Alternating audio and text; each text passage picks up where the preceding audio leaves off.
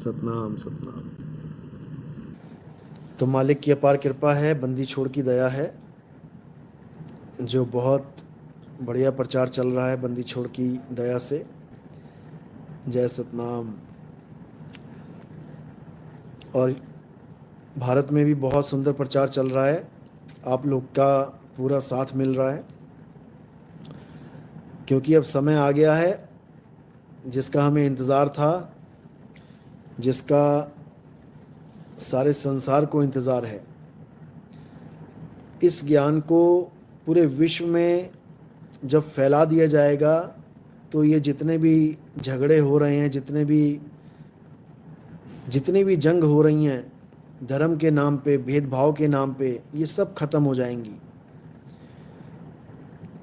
क्योंकि ये जहर जो समाज में फैलाया गया है, इसको फैलाने में भी समय लगा है, तो इसको समाज से हटाने में भी समय लगेगा।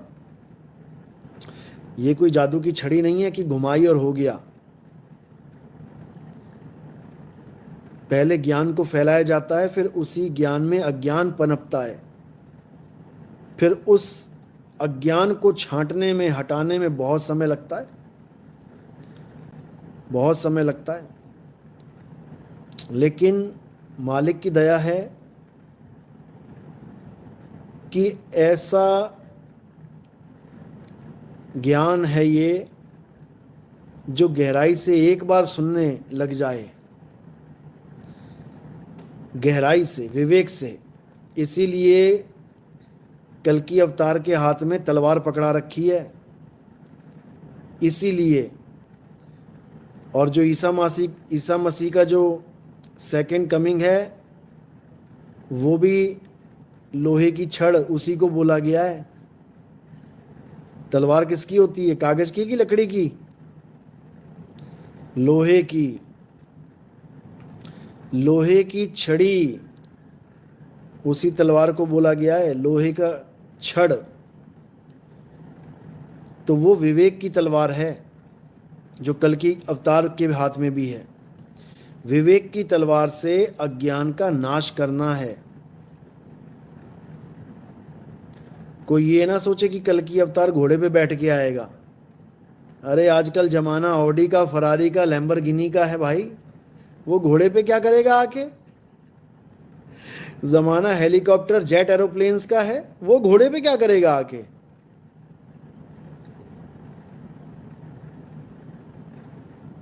विवेक की तलवार है और अकल के घोड़े हैं। बुद्धि के घोड़े हैं ये।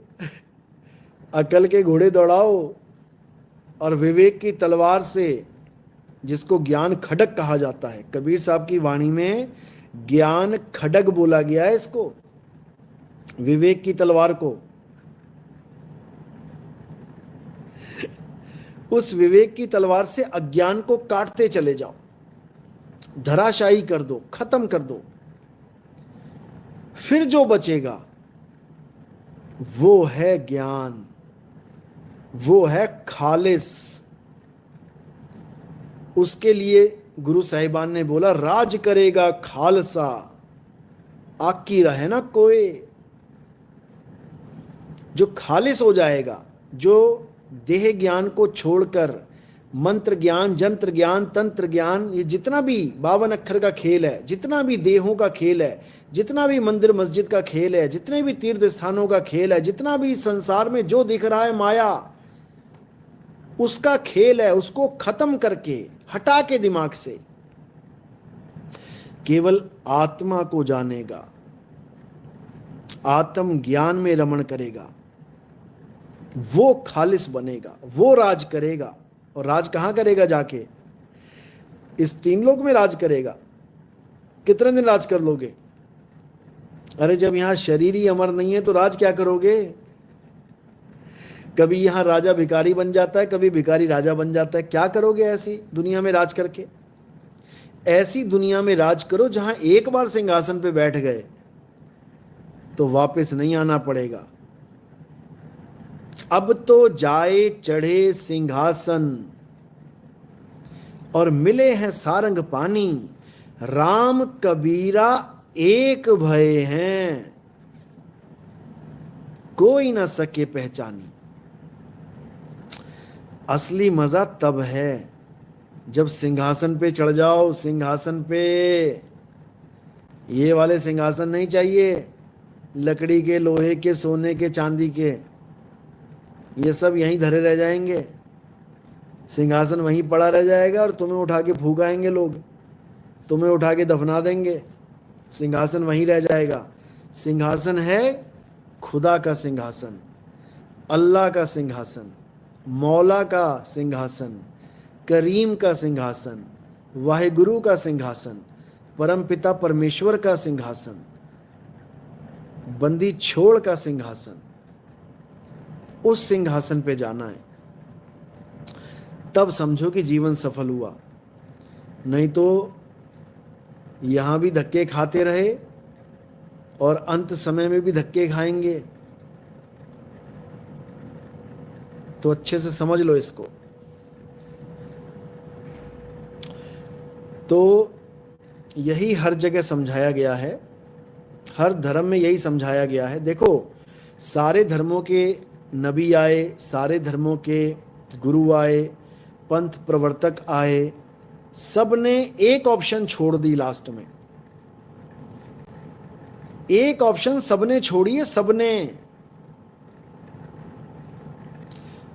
कुरान में भी एक ऑप्शन छोड़ी गई कि एक आएगा लास्ट में। बाइबल में भी छोड़ी गई कि दोबारा आएंगे। हिंदू ग्रंथों में छोड़ी गई कि अभी 10वां आएगा एक।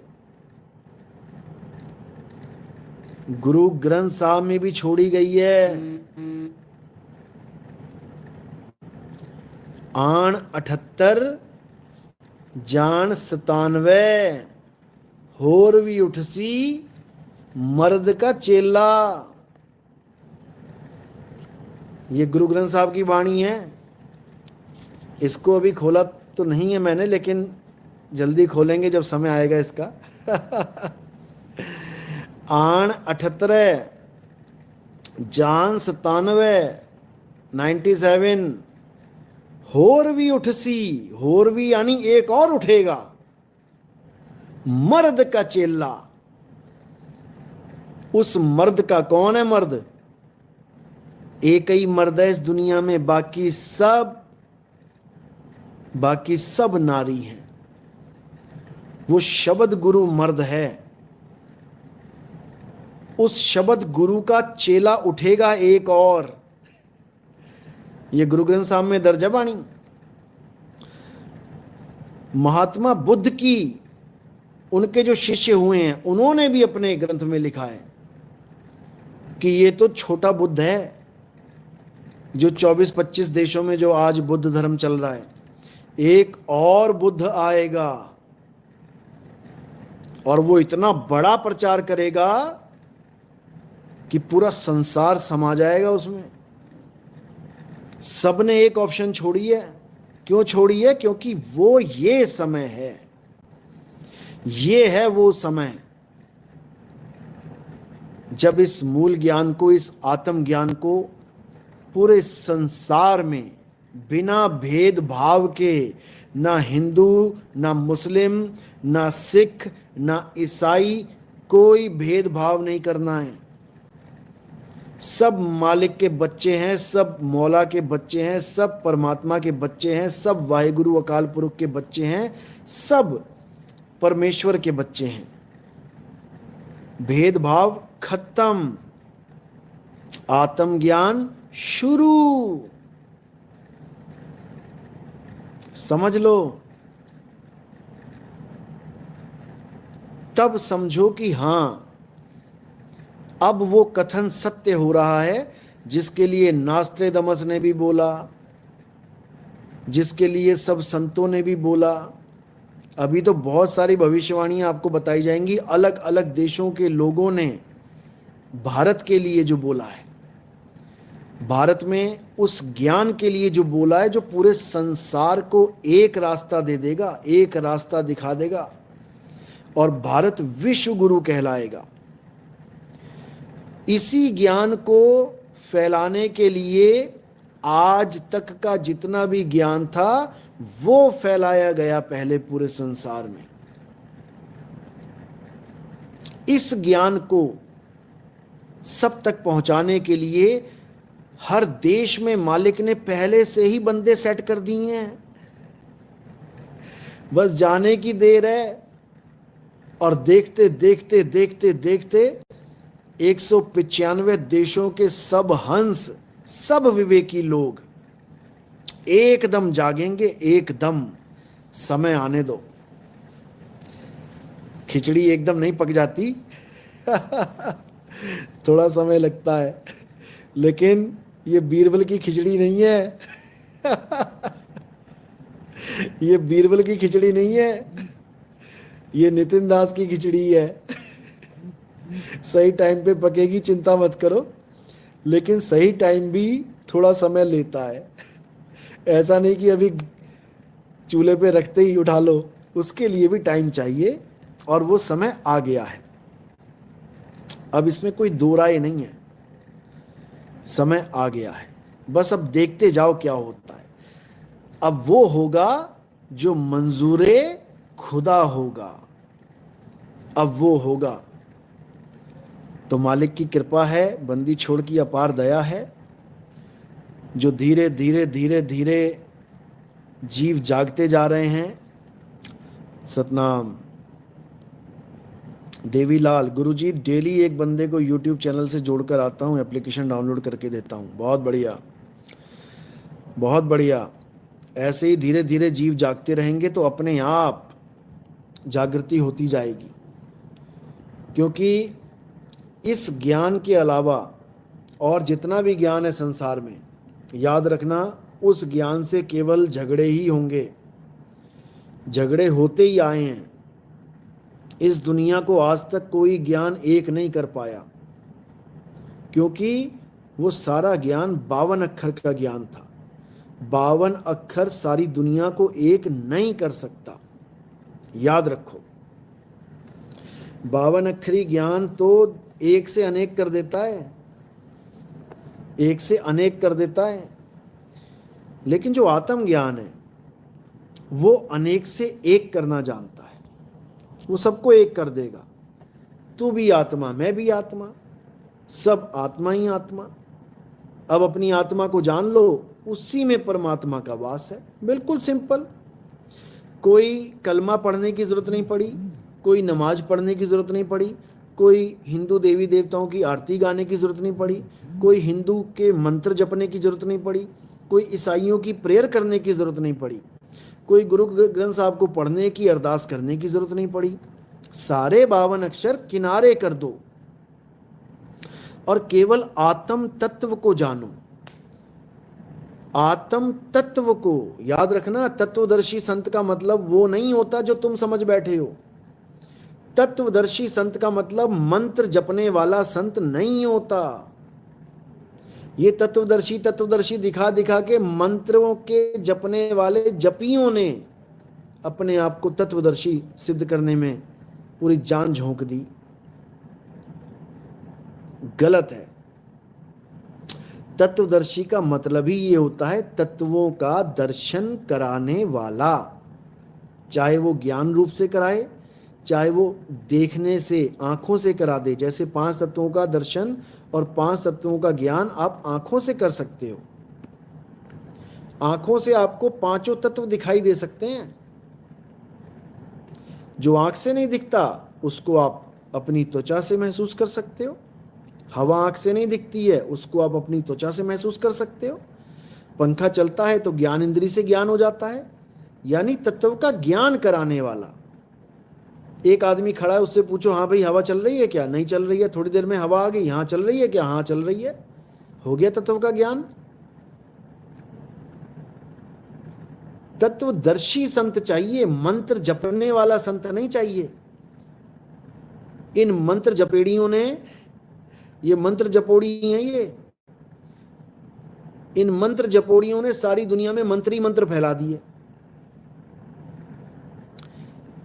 अब क्या करना है? इन मंत्रों को किनारे कर देना है और आत्मा के ज्ञान को जानना है। अध्याय 3 17वां श्लोक। हे अर्जुन, जो अपनी आत्मा में रमण करते हैं, ये नहीं बोला जो हिंदू, जो आत्मा में रमण करते हैं हिंदू नहीं, चाहे वो मुसलमान है, चाहे वो ईसाई है, चाहे वो जैन है, बुद्ध है, कुछ भी है,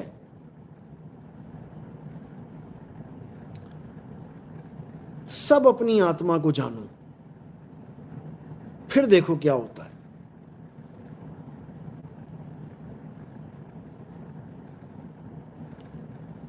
कबीर साहब कहते हैं, तंत्र मंत्र सब झूठ है,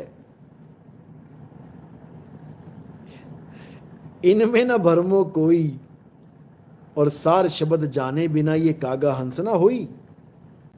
यहां स्वरूप ज्ञान दे रहे हैं वो, कि तुम अपने आप को 5 तत्व का पुतला मान बैठे हो, ये नाशवान तत्व तुमने अपना स्वरूप मान लिया, तो तुम इन तत्वों को ही जान पाओगे। तुम अपने आप को ये शरीर मान रहे हो, तो गुरु जी को भी शरीर मानोगे, कि सामने जो गुरु जी बैठे हैं ये है मेरे गुरु। अरे भाई, वो शरीर है, वो शरीर ढेरी हो जाएगा एक दिन, बैठे बैठे तुम्हारे गुरु जी लुढ़क जाएंगे, फिर तुम संभालते फिरोगे। कि नितिन दास ने तो अनाउंसमेंट कर दिया कि भैया अब मेरे बाद कोई गुरु नहीं होगा। नितिन दास ने तो खुले में अनाउंसमेंट कर दिया कि नितिन दास के बाद कोई गुरु नहीं होगा इस पंथ में। तो यहां तो धंधा मंदा हो गया भाई, यहां तो कैरियर शुरू होने से पहले ही चौपट हो गया, क्योंकि ये लोग कैरियर बनाने आते हैं, ये सब कैरियर बनाने आते हैं भगवान के नाम पे, कि मेरा भी धंधा चल पड़े, मैं भी लोगों से चंदा वंदा खा के जिंदगी गुजार लूं। ये सब कैरियर बाज जितने भी हैं ना, गलती से मत घुस जाना मेरे पंथ में। ये मालिक का पंथ है, परमात्मा का पंथ है, समझ लो। यहां पे केवल एक गुरु होगा, 10 12 15 की जरूरत नहीं है। इस पंथ में ज्ञान प्रचार किया जाता है, गुरु नहीं बनाए जाते। ये तो खत्म कर देंगे गुरु वाला काम, समझे? ये गुरुवाई का चक्कर ही खत्म कर देंगे, चिंता मत करो। क्योंकि गुरु धारण करना पड़ता है ज्ञान को प्राप्त करने के लिए। जब तुम्हें ज्ञान ही बता दिया सारा, अब गुरु की क्या जरूरत है? अब केवल सच्चे मन से शब्द को अपना गुरु धारण करो और चल मेरे भाई। क्योंकि ये 1000 साल तक चलेगा ये ज्ञान। तो ना तो मैं 1000 साल रहूंगा यहाँ पे, ना कोई और रहेगा, लेकिन पूरा इंतज़ाम करके जाएंगे आने वाली पीढ़ियों का, कि सब इस आत्मज्ञान को समझ पाएं, इस आत्मज्ञान में रमण कर पाएं और अपना कल्याण कर पाएं। उसके नाम के आगे अब जय सतगुरु सतगुरु पता नहीं क्या क्या लगा के परम संत क्या लगा दिया। क्योंकि जब तक ये डिग्रियां ना लगा ले ना अपने नाम के आगे, इनको लगता ही नहीं है कि हम कोई संत है। जब तक अपने नाम के आगे 108 महाराज, 1008 महाराज, शुक्र है 1,08 महाराज नहीं है, नहीं तो इनका बस चले तो 0 पे 0 बढ़ाते चले जाएं, क्योंकि ये हैं ही 0। दिक्कत तो ये है। साहिब कहते हैं, संतों सो सतगुरु मोहे भावे, जो नैनन अलख लखावे। समझे? हाँ, तो कहते हैं मेला जाए ना महंत कहाए, और पूजा भेंट ना ले आए। तो बिल्कुल सटीक बता दिया साहिब ने कि मेला जाए ना महंत कहाए, ना तो मेले में जाएगा। मेला क्या, पंडाल जितने लगा लगा के बैठे होते हैं संत महात्मा, फलाने बाबा का मेला है, अब मेला लगा रखा है पूरा, धड़ाधड़ लोग आ रहे हैं, पत्थर की मूर्ति रखी हुई है, घुमा घुमा के थाली चंदा डाल रहे हैं। ये मेले वाले हैं सब, बड़ी बड़ी दुकानें सजा के बैठे हुए हैं। तो कह रहे हैं मेला जाए ना महंत कहाए। महंत क्या है? ये डिग्रियां हैं। श्री श्री श्री श्री, बताओ, एक श्री से काम नहीं चल रहा है, 2 4 5 10 लगा लो। जगत गुरु, ठगत गुरु, जितने मर्जी लगा लो, उससे क्या होता है?